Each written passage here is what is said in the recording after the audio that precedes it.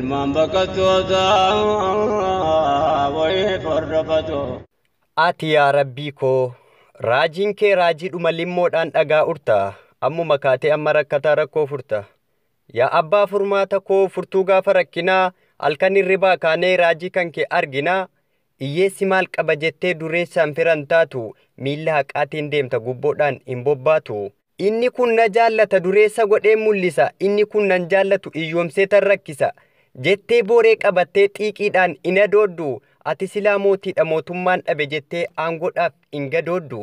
Urrii duumessa godhee suma turoofsa cabbii beekaan beekaadha olii guddaan suma yaa Rabbi erga guddaadha taate guddina kee barreerraa waaqa uumama uume ta'uu kee amanneerraa. Mee rakkoo keenya furii furmaataan nu qaqqabii beellamatti hin godhinii ammuma nuuf jalqabii. Rakkinaan gaga'amnee turreerra bara dheeraa rakkannee sitti iyyanna sumadha abbaan seeraa. Haqa keenya nuuf muri murtoo sirrii fi dhugaa yaa Rabbi osoo si qabnu maddi keenya maaf gogaa. Jennee otoo iyyinuu halkaniif guyyaa teenyee yaa Rabbi humna keetiin galma dhugumaa geenye.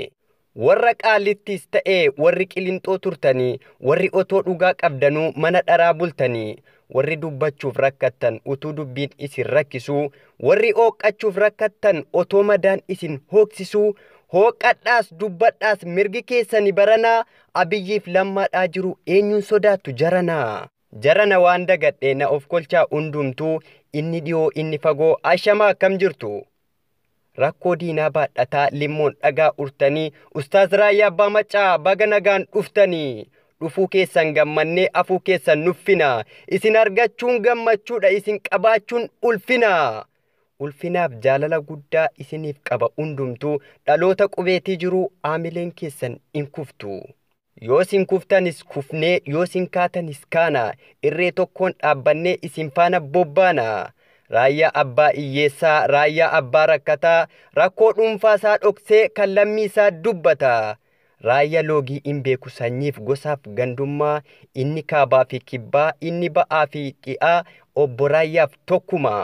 Raayyaa jechuun arjaadha arjaa harka bal'atu kan qabeenyarra darbee lubbuusaa biyyaaf laatu. Hiddatu hiddaaf dhiigaa bakka tokkoon yoo citte qaama hunda birmata akkuma jedhamu.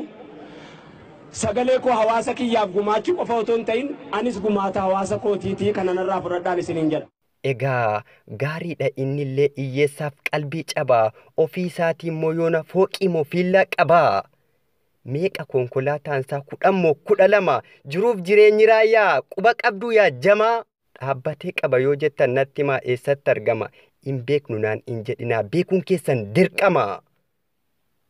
Birrii kiisii qabamoo baankiidhaa liqeeffataa konkolaataan bitamoo waldaarraa kireeffata. Quba qabduu jarana teessanii wal gaafattu moo kaasetii dhumasaa waggaa waggaan eeggattu. Tola qarshii kennaa fi jennee kadhataan jirru hubadhaa kaasetii dhumasaan baasan qarshii keessaniin bitadhaa. Eeggachuun dandeenya jedhanii fudhannaa yaada ofirratti guddifatu akka daa'imni waa maatii irraanfatu. Dureetti kophaa waa tokko rakkatu.